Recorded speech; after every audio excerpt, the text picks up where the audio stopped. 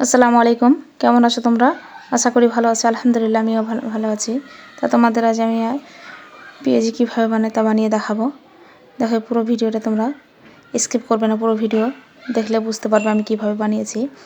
এভাবে দেখো আমি কয়েকটা গোটা পেঁয়াজ নিয়ে নিয়েছি, মানে 8 থেকে 10টা পেঁয়াজ নিয়ে তোমরা এই রেসিপি করতে পারো। দেখো এই পেঁয়াজগুলোকে আমি এভাবে ছিলে এক এক করে এইভাবে আমি কেটে নিচ্ছি। দেখো পেঁয়াজটা কিন্তু অনেকটাই কুচি কুচি সাইজে ভালোভাবে কেটে নিতে হবে। এভাবে কাটলে ফ্রাইটা খুব সুন্দরভাবে আসবে, মুচমুচেভাবে আসবে। এই রেসিপিটি খুব সহজেই বানানো যায় অল্প সময়ের মধ্যে। তোমরা তাই এই পেঁয়াজি বানিয়ে খেতে পারো, অনেকটাই সুস্বাদু খেতে। দেখো আমি এইভাবে এক এক করে পেঁয়াজগুলোকে কেটে নিলাম। দেখো এগুলোকে আমি পাত্রে নিয়ে এতে আমি মরিচ কুচি দিয়ে দিয়েছি। আমি 4টা মরিচ কুচি দিয়েছি, তোমরা ঝালটা কম বেশি করে নিতে পারো। এতেও একটু অল্প নুন দিয়েছি, জিরা কালার দিয়ে দিলাম এবং 4 টেবিল চামচ বেসন দিয়ে দিলাম। এবার এগুলোকে আমি এভাবে সুন্দরভাবে মেখে নিচ্ছি।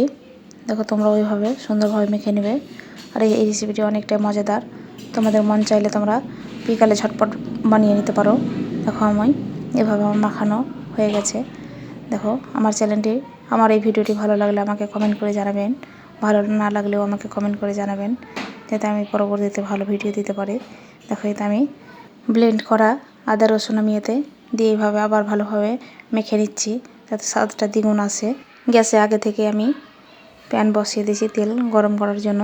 আমার তেল গরম হয়ে এসেছে এবং এক এক করে আমি পেঁয়াজি শেপ দিয়ে এক এক করে আমি এইভাবে তেলে ছেড়ে দিচ্ছি।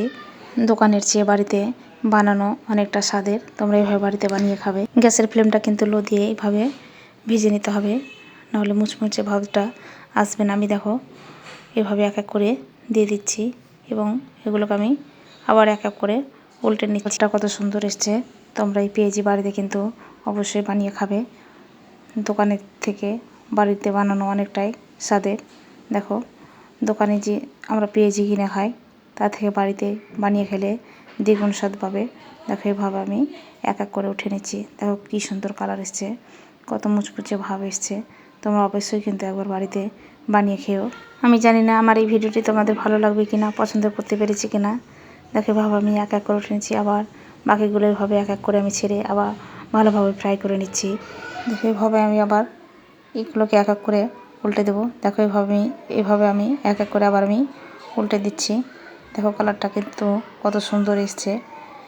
দেখো এইভাবে আমি এক এক করে আবার উল্টে এগুলোকে আমি আবার উঠিয়ে নিচ্ছি। দেখো কত সুন্দর মুচমুচে কালার এসছে।